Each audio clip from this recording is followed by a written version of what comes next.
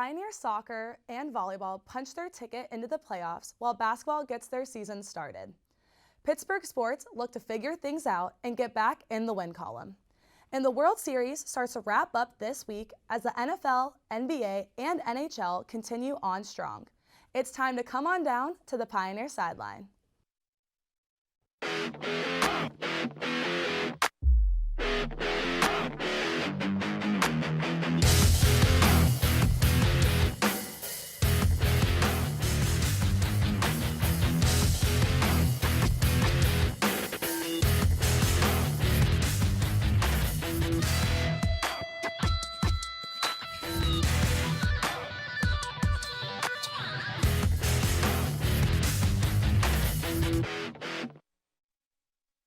Hello, and welcome back to Pioneer Sideline. I'm your host, Natalia Hillen. The Point Park men's soccer team played Oakland City University last Thursday for their regular season final game and tied the Mighty Oaks 1-1. In the 20th minute, Moritz Sarfert scored the first goal, which was assisted by Yame Ginovard, making the score 1-0. Unfortunately, in the second half, the Pioneers were not able to keep the lead, and Oakland City came back to tie the game 1-1. So far in the River States Conference, the men's team has 4 wins, 2 losses, and 3 ties. The Pioneers will be playing Oakland City again for their first playoff game in the RSC Championship this Saturday, November 5th at the Couples Stadium.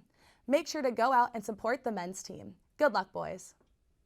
Moving on to the Point Park women's soccer team, the ladies have had a successful week playing against Oakland City and IU Kokomo. The Pioneers played Oakland City University last Thursday and won the game 1-0. The score was 0-0 up until the 88th minute when Holly Pascoe scored the one and only goal, making that her 14th goal of the season. The Pioneers got the win 1-0.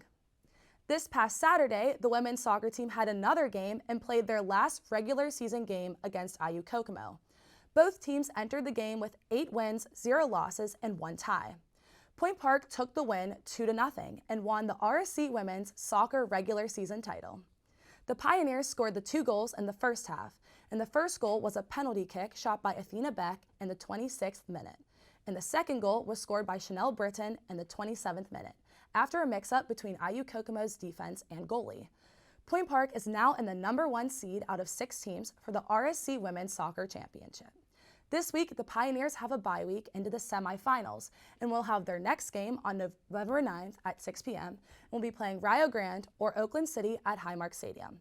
Good luck to the women's team as they practice and prepare this week. Switching gears over to the Point Park women's basketball team. The Pioneers played Wilberforce University this past Saturday and won the game in overtime 81-71. Senior Sierra Sinetta got a career high of 23 points and made in 4 3-pointers. Ari Blida got 13 points and 13 rebounds, with Taylor Wren getting 11 points and 16 boards. Point Park started with a 12-4 lead and at the end of the first quarter was up 13-8. And at the half, Point Park was in the lead once again 34-24. At the end of the third quarter, Wilberforce took the lead 26-14 and still was in the lead going into the fourth quarter. As time was running out, Taylor Wren made it in a basket and helped the Pioneers get a 1-point lead, making the score 64-63.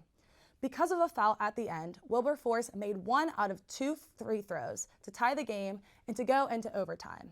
In overtime, Sinetta had 8 points, Emma Pavlik had 7, and Izzy Strickland had a breakaway layup and got 9 points overall. To get the win of 81-71, Sinetta got a 3-pointer in the basket and foul, and Pavlik made a few free throws.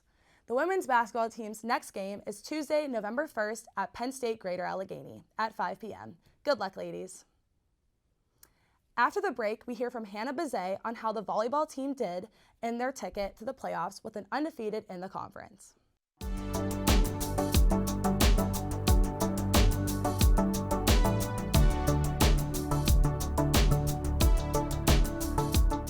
Good evening.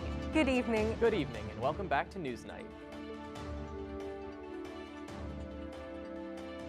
Most of the student body of the Pittsburgh Public School. Some of the United States allies. Thursday, the FBI was seen rating. Let's get started with today's forecast. Today's high will only reach about 31 degrees. It's looking a little cooler than we've seen in the past few weeks. All this and more All this and more All this and more coming up on Newsnight. coming up on Newsnight. Coming up on Newsnight.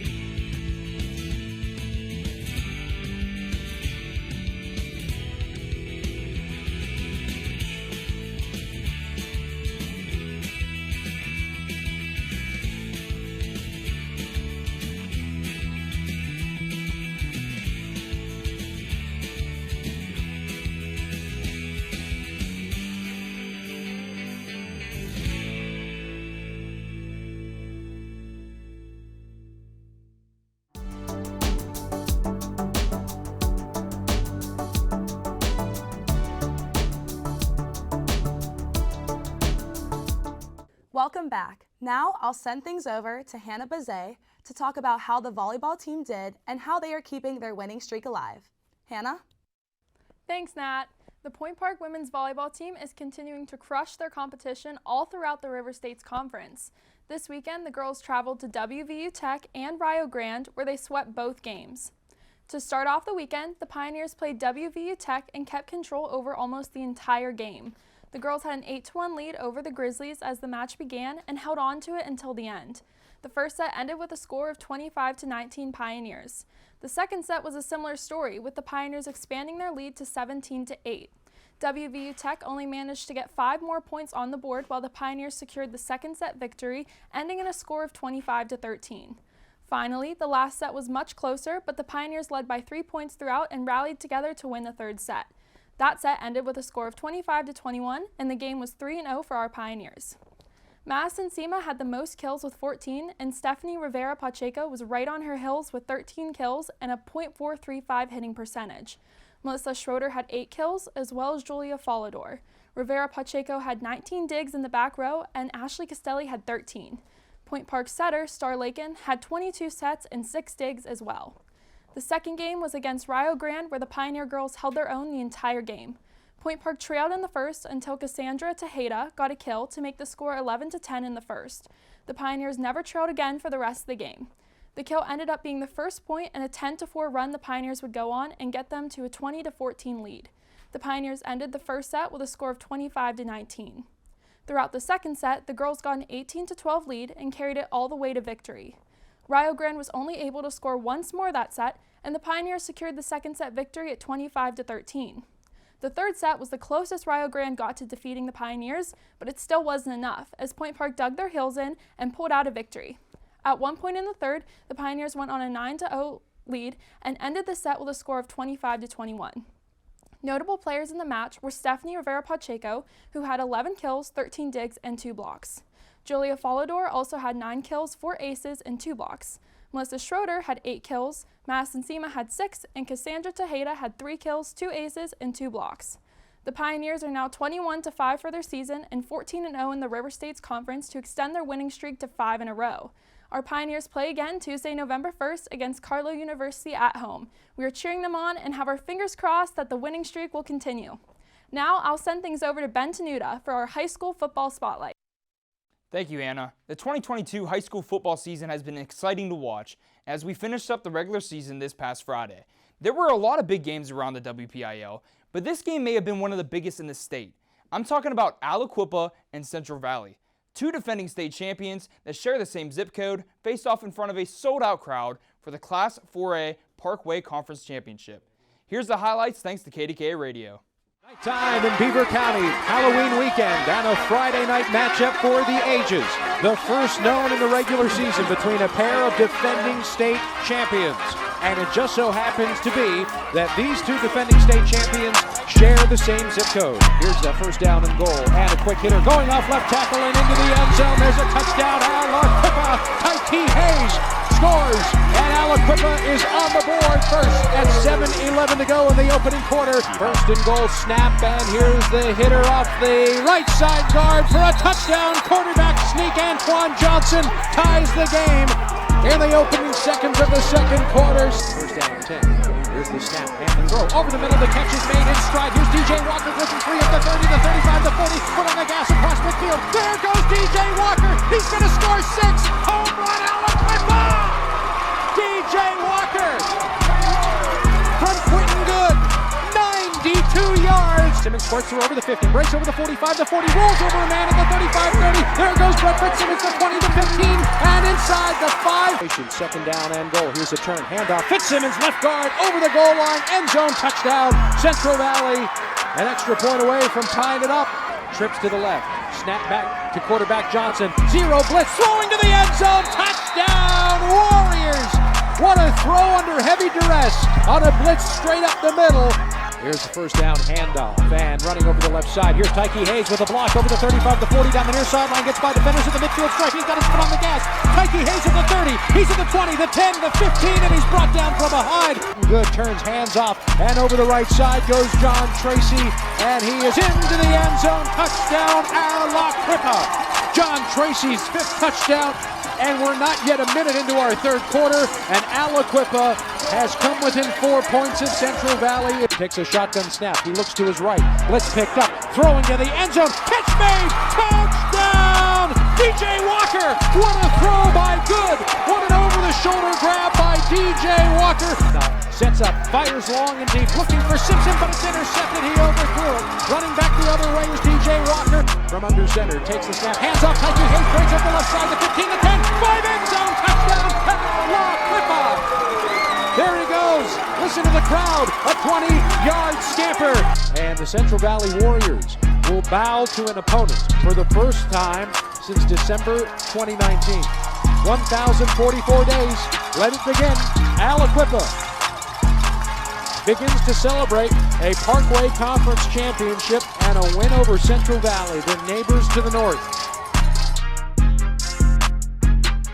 Alaquippa snapped Central Valley's 36-game winning streak, losing for the first time since 2019.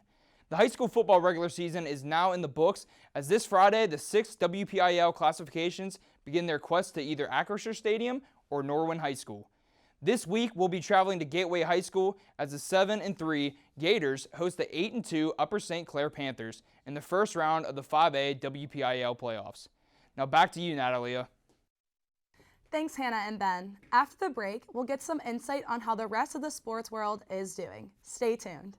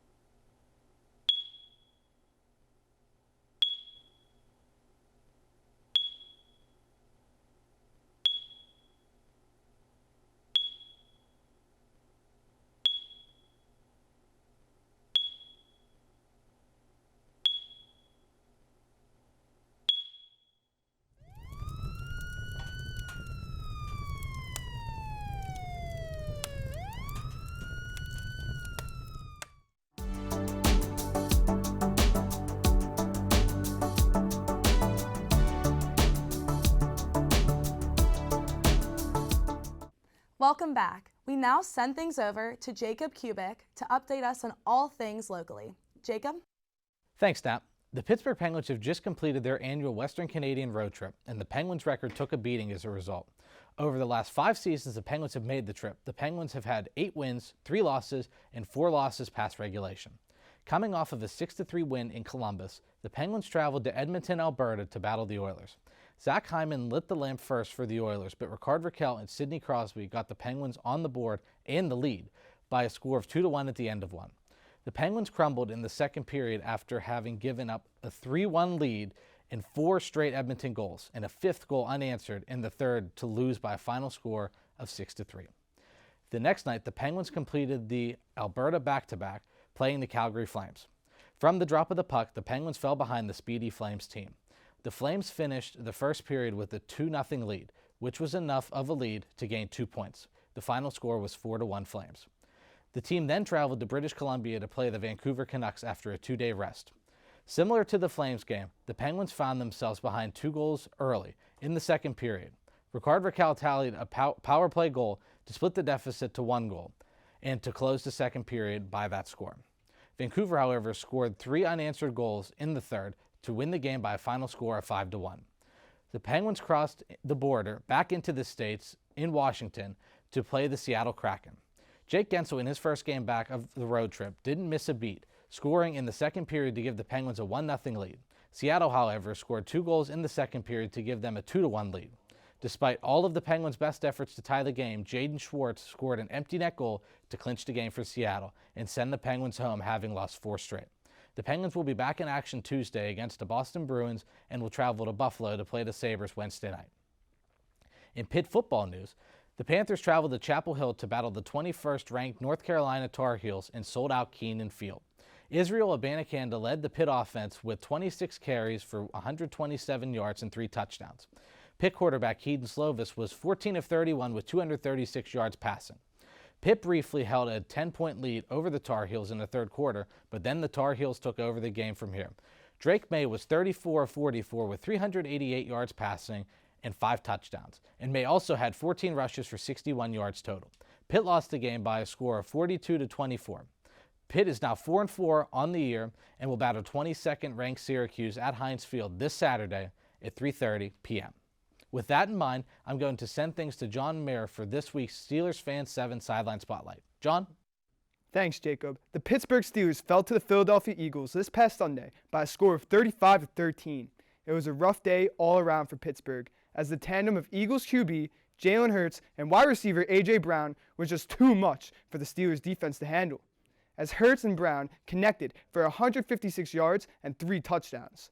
The Steelers' offense struggled against the undefeated Eagles' vaunted defense, putting up 13 points on the day, while in the process falling dead last in the NFL to both points per game and yards per play on the year after the game. The Steelers made a couple of trades before the NFL trade deadline, as the Chicago Bears traded their second-round pick in exchange for Steelers wide receiver Chase Claypool, while the Steelers acquired defensive back William Jackson III from the Washington Commanders in a trade that includes a late-round pick swap between both teams.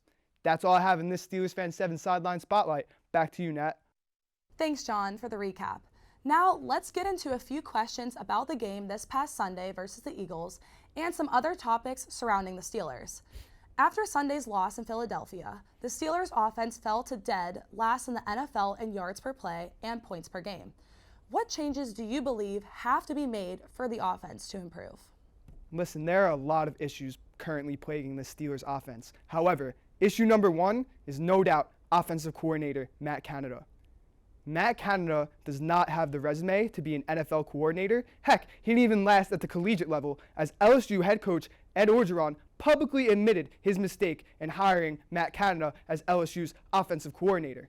Mike Tomlin now must do the same and promote quarterbacks coach Mike Sullivan, who actually has prior NFL coaching experience, along with a couple of Super Bowl victories with the New York Giants on their coaching staff.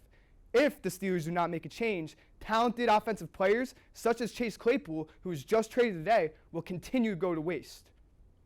So the Steelers recently just traded Chase Claypool to the Chicago Bears in exchange for a second-round pick. Which offensive players we expect to be featured more after the departure of Claypool? Listen, after receiving that contract extension in the offseason, Deontay Johnson has to officially live up to his wide receiver 1 status for Pittsburgh. Pat Fryermuth and George Pickens, Kenny Pickett's too much touches of targets, are also probably going to see an uptick in targets with Claypool now gone. A couple of breakout candidates, Steven Sims and Miles Boykin, who have both flashed for the Steelers, especially during the preseason, they are now going to be in line for more opportunities with Claypool gone from that wide receiver room. So there's going to be opportunities there, and the Steelers have a couple players that could potentially take up on them. We're going to go to one of those players. Undrafted free agent running back Jaylen Warren has continued to play well for Pittsburgh, as Warren is currently averaging over 5 yards per carry on the ground. Should the Steelers play the rookie more often in hopes of giving the struggling offense a spark? Listen, Jaylen Warren's 5.3 yards per carry is now officially more than 2 yards above starting running back Najee Harris. As talented as Najee is, and as amazing as his rookie season was last year, for some reason he just hasn't produced this year on the field. And he did enter this year with a lingering Lisfranc injury, so that has to be considered. However, if the Steelers want to get this offense going and take some pressure off the shoulders of rookie quarterback Kenny Pickett, as Bill Cowher said on NFL CBS, the Steelers have to run the football. And getting Jaylen Warren going and getting this running game going is key for Pittsburgh to save this offense. Well, the Steelers currently are sitting in last place in the AFC North. Are there any reasons for optimism that Pittsburgh can turn the season around? Listen, I know after the trade of Claypool and sitting at 2-6, there's not many reasons for optimism. However, currently at the bye, the Steelers, after the bye week, are going to be getting TJ Watt back, who is one of the best players in all of football, which people are seeming to forget. And the loss of Watt, we see the impact it has had, not only on the defense, but the entire team. His leadership, he's one of the best players in the game. It's like a big team, like the Chiefs losing Mahomes, the Bills losing Allen. TJ Watt is a top player in this league coming off his reigning defensive player in the year. And his loss has impacted the Steelers greatly. So getting him back is going to be huge. Another reason for optimism, the Steelers' schedule down the stretch is much lighter than the gauntlet they've had to go through these past couple weeks, as the Steelers will now have 4 divisional games coming up in a division they're only 2 games behind the Ravens, 5-3, and the Steelers are 2-6. Listen, the Steelers are in this division with 4 divisional games, 3 games against the lowly AFC South coming up, and another against the Colts and the Raiders. This stretch for the Steelers, it's not as tough as what they've been facing this couple weeks. So getting TJ Watt back, having a lighter schedule down the way, there's some reasons for optimism there. But as long as Nat Canada is the offensive coordinator of this team, I just don't see this offense going anywhere. I don't see this team being able to compete. Well, thanks, Sean, for all of the insight. The Steelers have a bye this week, so we will have to see how they will do with all of these changes against the New Orleans Saints Sunday, November 13th. Again, John. Now let's hear from Matt Palangi with a recap of the NFL's past week, how the World Series is looking, what to look out for in the NBA, and how the rest of the NHL is doing. Thanks, Nat. The MLB World Series has started off strong with 2 great games. The Phillies took Game 1 after catcher JT Realmuto hit the go-ahead home run in extra innings to win this game 6-5. In Game 2, the Astros tied up the series led by pitcher Framber Valdez, who dominated as a starter. Game 3 was postponed, so I wish the best of luck to these 2 teams, and I know it is going to be a blast to watch. That's it for the MLB. Let's take a quick look at the NHL start. The NHL season has started. The Boston Bruins started off the hottest, going 8-1 in their first 9 games. The rest of the Atlantic has been up and down with no team looking too great besides the Bruins. But the Panthers, Sabres, Red Wings, Lightning, and Canadiens are all above 500. To start off the season in the Metropolitan, as of right now, everyone is barely above 500. But the Penguins are 4-4 and the Blue Jackets are starting off very rough at 3-7. The Western Conference has shown no standouts beside the Vegas Golden Knights. The Golden Knights have been on fire to start the year out with a very strong 8-2 record. The Ducks, the Sharks, the Coyotes, and the Canucks have started off very slow in the West in hopes of picking it back up as soon as possible. The NHL season has so much to offer and we still have a whole season to enjoy. The NBA season has started as well. Let's recap the start. In the Eastern Conference, Bucks superstar Giannis Antetokounmpo is still arguably the best player in basketball, scoring 35 points a game to start off the year and lead the Bucks to a 5-0 start. The Cleveland Cavaliers have looked great after adding guard Donovan Mitchell in the offseason. Donovan Mitchell is putting up 30 a night to lead them to a 5-1 record. The Celtics and Hawks are the only 2 other teams to have more wins than losses in the East, with the Kevin Durant and Kyrie Irving Nets starting off super slow with only 1 win. In the Western Conference, LeBron James and the Los Angeles Lakers started off super slow at an 0-5 record, but got their first win on Sunday. The teams in the West who have looked the best so far would be the Phoenix Suns at 5-1 and the Portland Trail Blazers at 5-1. The season started off super entertaining. We still have so many games left to enjoy. Now let's take a quick recap of the NFL Week 8. The week started off with Tampa Bay playing against the Ravens, and the Ravens took this one and claimed their first place spot in the AFC North. The Eagles stayed undefeated with A.J. Brown's dominating performance over the Steelers. The Cowboys, still fighting with the Giants, went out and put up 49 points to beat the Bears, while the Giants lost to the Seattle Seahawks. With this happening, the Cowboys have taken the second seed in the very promising NFC East. With Seattle's win, they continue to perform even with a surprisingly weak roster and stay strong at 5-3. The Vikings win once again and stay strong at 6-1 with their win over the Cardinals. The Buffalo Bills beat the Packers to stay as the best team in the AFC at 6-1. The Falcons beat the Panthers in overtime and take first place in the NFC South. The Titans hold their spot in first place in the AFC South after beating the Texans. And to end the week, the Browns dominated the Bengals to show true fight for their spot in the playoffs as well. With just about half of the season over, many teams will have to continue winning to compete in the playoffs with hopes of this year's big game. That is all I have. Back to you, Nat. Thanks, Matt. After the break, we come back with the case of the week. Stay tuned.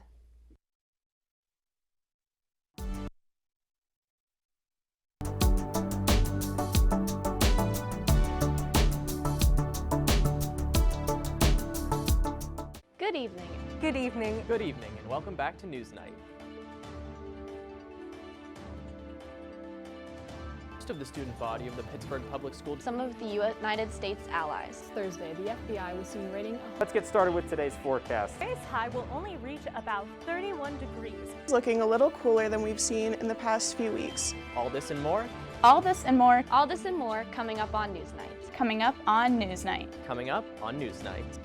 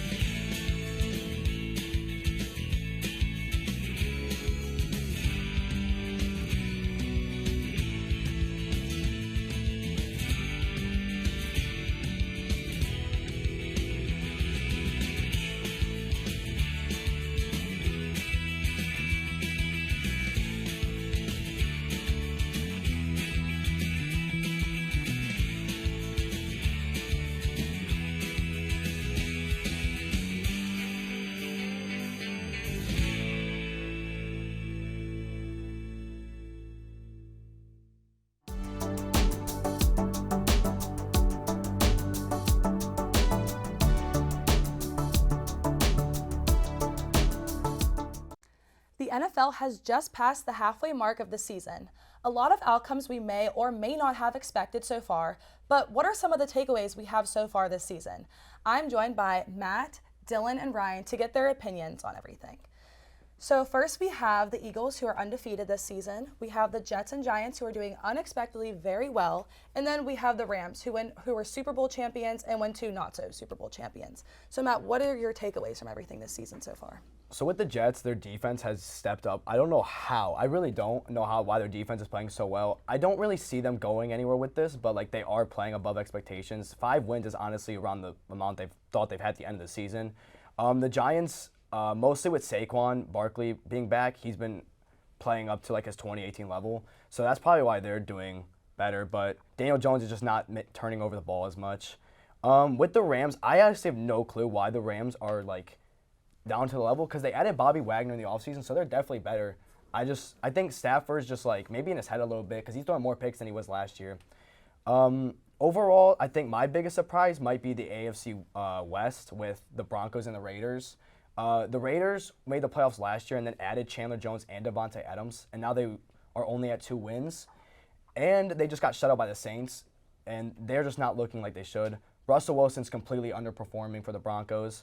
The NFC East is the best division in football. I never thought in my life I'd actually say that. So that's unbelievable. They're all playing great. All 3 of them are projected to make the playoffs, the Giants, Cowboys, and Eagles being undefeated.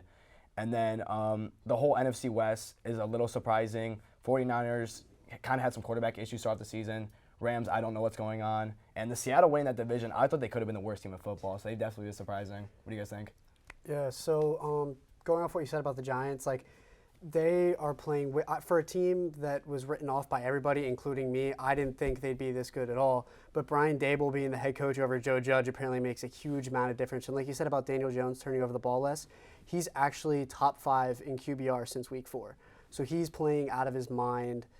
Saquon being healthy, obviously a big part, and their defense has stepped up too, like you said about the Jets. The Broncos, they're underperforming terribly. Their defense is doing great, but they just traded Bradley Chubb away to the Dolphins. So that right there hurts the integrity of that defense. And you're losing Javonte Williams, your top running back. Melvin Gordon's got fumbling issues. The rest of the team, the rest of the offense can't seem to do anything. They're actually the second worst, I believe, behind the Steelers for the offensive rankings. So they're horrible. And one team I did want to highlight, though, you didn't mention, was the Falcons. They're 4-4 at the top of a very bad division in the NFC South, but they're kind of just doing what you need to do to win. Mariota's stepping up in Matt Ryan's shoes, and he's doing an amazing job, and the offense is kind of just, they're doing what they need to do to get by, and it's really working. So, I want to go back to what the Rams said. You guys were talking about the Rams. So the Rams, Matthew Stafford has turned the ball way more than he ever did in his career. He's looking like what he did his third or fourth year back in Detroit. And then they're only targeting one receiver. Is it Robert Woods? No, Allen Robinson. Allen Robinson. He is one of the most underused receivers in the league right now, which makes no sense because if you go back in tape, he's wide open, kind of like how George Pickens was in the beginning of the year. And then to go back to the Cardinals, stay in that division. The Cardinals, on paper, is a great team. They have all the pieces they need. They're just underperforming, kind of like Kyler Murray. He's not doing the same thing he did last year, the year before that. And then if you want to go on the AFC side of the ball, the Chargers, on paper, great team. That whole division was supposed to be the best division in football coming into this season. Justin Herbert is looking like a rookie quarterback again. And then that defense is not holding up either. And now you can say Justin Herbert doesn't have his weapons. Yeah, but it's not much. He's turned the ball over too much. And there's so much wrong with that Charger team. Same thing with the Broncos. Russ is not cooking. Something I gotta say. And then going up to the Jets. Zach Wilson, he's making better decisions. He's not looking like a second-year player. He's looking like a third, four-year player. And then Breece Hall, even though he's hurt right now, he was that spark of that team. And then going back to the defense side of the ball, we got Sauce Gardner, arguably one of the best rookies coming out of this year's draft. Mm-hmm. Even though he had that cheese head against the Green Bay game, he looks great. He's going to be great down the road. I feel like the Jets is a team to look out for. They might be that dark horse team for us. Yeah. I like that you mentioned Green Bay, even though it wasn't like the topic. But Green Bay underperforming and the Vikings clearly being the best team in that division didn't surprise me as much as it might have for many. But the Vikings, other than that primetime loss to the Eagles, they've actually looked completely dominant all year. They beat the Cardinals, even with D-Hop being back for the Cardinals. They just beat the Cardinals. And their offense is hot. Dalvin Cook's picking up his game again. I think the Vikings are going to be my team that you really want to watch out for in the NFC. Mm-hmm. I can agree with that, yeah. And I think going back to looking at the Super Bowl, too, the Bengals, man, lost to the Browns, Badly. 32-12, something like that, something like that. But their defense looks terrible. Their offense has a blow-up game one day where they look amazing and then they look terrible the next. So trying to identify the Bengals' problems is just so hard. I can't figure out what's wrong, and I don't think anyone really can. Any final thoughts, Ryan? Nothing else. Cool. Well, we'll have to see how all the teams do the rest of the season, guys. Well, that's all that we have time for this week. We hope you are able to join us next week at the same Pioneer time, the same Pioneer channel, and the same Pioneer Sideline.